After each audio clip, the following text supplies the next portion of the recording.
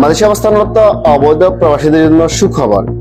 Malaysia থেকে অবৈধ প্রবাসী ভাইরা দেশে যেতে পারবেন বা দেশে যাওয়ার কার্যক্রম সরকারি সাধারণ ক্ষমা বা 500 রিঙ্গিত পেমেন্ট করে দেশে যাওয়ার কার্যক্রমটি সময়সীমা বৃদ্ধি করছে আগামী 21 মার্চ 2025 পর্যন্ত। তো সেক্ষেত্রে এই বিষয়ে নিউজটি অনেকেই প্রচার করতেছেন, অনেকে প্রশ্ন কমেন্ট কল করতেছেন, মেসেজ করতেছেন, আদৌ কি সত্যি কিনা। জি, সময়সীমা বৃদ্ধি করছে মালয়েশিয়া ইমিগ্রেশন, শতভাগ সত্য নিউজ।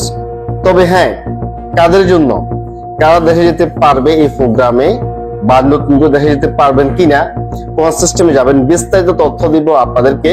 এত ভিডিওটি শেষ পর্যন্ত দেখে যাবেন এবং কি ভিডিও শেষ পর্যায়ে নতুন করে আরটিকে 3 মাধ্যমে বৈধ হওয়া নিয়ে কিছু তথ্য দিব আপনাদেরকে।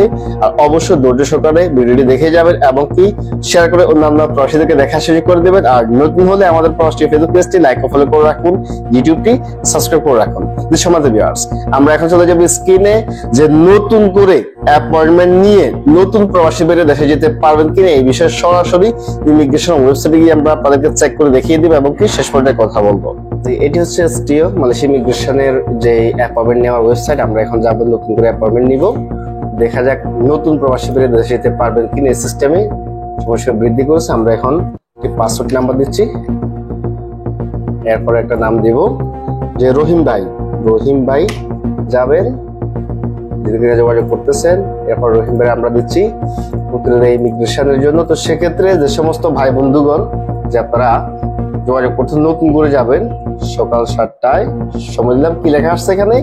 No available date. তো সেক্ষেত্রে এখনো কোনো প্রকার এসটি চালু করে নেই নতুন প্রবাসী ভাইদের জন্য বা নতুন যারা কিনা অ্যাপয়েন্টমেন্ট নেননি তারা দেখে যেতে পারবেন না। তাদের যেমনটি দেখেছেন যে মালয়েশিয়া ইমিগ্রেশনের তাদের ওয়েবসাইটে নতুন করে কোন প্রকার অ্যাপয়েন্টমেন্ট নেওয়া যাচ্ছে না। তো সেক্ষেত্রে সময়সীমা কাদের জন্য বৃদ্ধি করছে?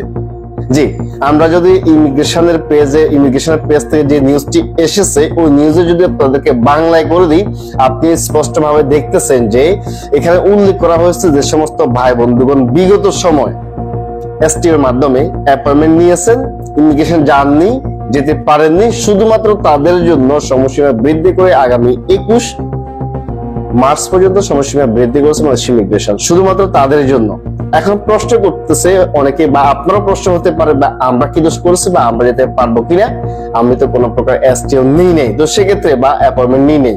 তো আপনাদের উদ্দেশ্যে বলতেছি ভাই, আপনার পাসপোর্ট মেয়াদ থাকলে মেয়াদযুক্ত পাসপোর্টটি নিয়ে অপেক্ষা করুন, মেয়াদ না থাকলে একটি ট্রাভেল পাস নিয়ে অপেক্ষা করুন। যেহেতু যে আগে যারা অ্যাপয়েন্টমেন্ট নিয়েছে তারা দেখে যাচ্ছে আপনাদের কার্যক্রমটা শুরু হবে, তবে আপনাদেরকে একটু বাড়তি টাকা দিয়ে যেতে হবে। তো সেক্ষেত্রে যে কোনো মুহূর্তেই কিন্তু আপনারা কার্যক্রমে যুক্ত হতে পারেন, একটু অপেক্ষা করুন। যখনই কেনা কার্যক্রম শুরু হয়ে যাবে ঠিক তখনই কিন্তু আমরা আপনাদেরকে জানিয়ে দিব। আর এর আগে ভুল করে কোথাও পাসপোর্ট টাকা পয়সা লেনদেন করবেন না, হয়রানির মধ্যে পড়বেন না। তো সেক্ষেত্রে আপনার কাজ হচ্ছে এখন পাসপোর্ট মেয়াদযুক্ত পাসপোর্টটি নিয়ে অপেক্ষা থাকুন। পাসপোর্ট মেয়াদ না থাকলে বা মেয়াদ আছে পাসপোর্টটি নেই, আপনার ফটোকপি দিয়ে হাইকমিশন থেকে ট্রাভেল পাস সংগ্রহ করে অপেক্ষা থাকুন। ইনশাআল্লাহ যে কোনো মুহূর্তে আমরা আপনার সাথে যোগাযোগ করবো, চলে আসতে পারেন।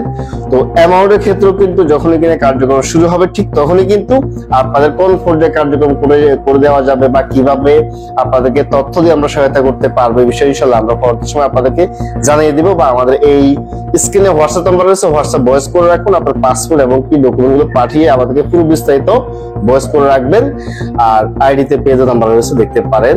আর এবার আসুন যে সমস্ত ভাই বন্ধুগণ যেই আর্টিকেল 3 মাত্র বৈধ হওয়ার অপেক্ষা রয়েছেন, আপনারা দেখতেছেন যে এসটিও প্রোগ্রামটি বা বিপার্টিসি মাইগ্রেশন সময়সীমা বৃদ্ধি করেছে, যে এক পর্যায়ে একটা অংশ বৃদ্ধি করেছে। তো সেক্ষেত্রে এই বৃদ্ধির পাশাপাশি নতুন করে বৈধ হওয়ার কার্যক্রম তো প্রশ্নই আসে না, তাই না?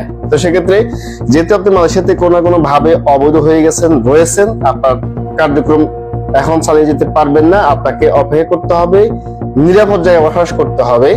তো অপেক্ষা থাকুন, মেয়াদযুক্ত পাসপোর্ট নিয়ে থাকুন, যদি ইমিগ্রেশন থেকে আপডেট আসে ইনশাআল্লাহ আপডেট দিব। আমরা আশাবাদী প্লান্টেশন সেক্টরে সম্ভাবনা রয়েছে। তো সেক্ষেত্রে এখন যেহেতু শিওর দেয় নেই বা ডিক্লেয়ার আসে না, আমরা কোথাও পাসপোর্ট জমা দিবেন না, টাকা পয়সা লেনদেন করবেন না, প্লান্টেশনের জন্য রেডি থাকুন। ইনশাআল্লাহ সময়সীমা যে শুরু হতে পারে 25 লাস্ট পর্যায়ে হোক বা একটা পর্যায়ে শুরু হতে পারার সম্ভাবনা রয়েছে। তো এছাড়া আপনারা অন্য কোথাও গিয়ে যে এখন যে ক্যাটাগরি বিষয় বা বিষয় রয়েছে ওই সমস্ত বিষয়ের প্রতি নজর না দিয়ে নিরাপদ জায়গায় বসবাস করুন। ধন্যবাদ। আসসালামু আলাইকুম ওয়া রাহমাতুল্লাহি ওয়া বারাকাতুহু। দেখা হবে পরবর্তী ভিডিওতে।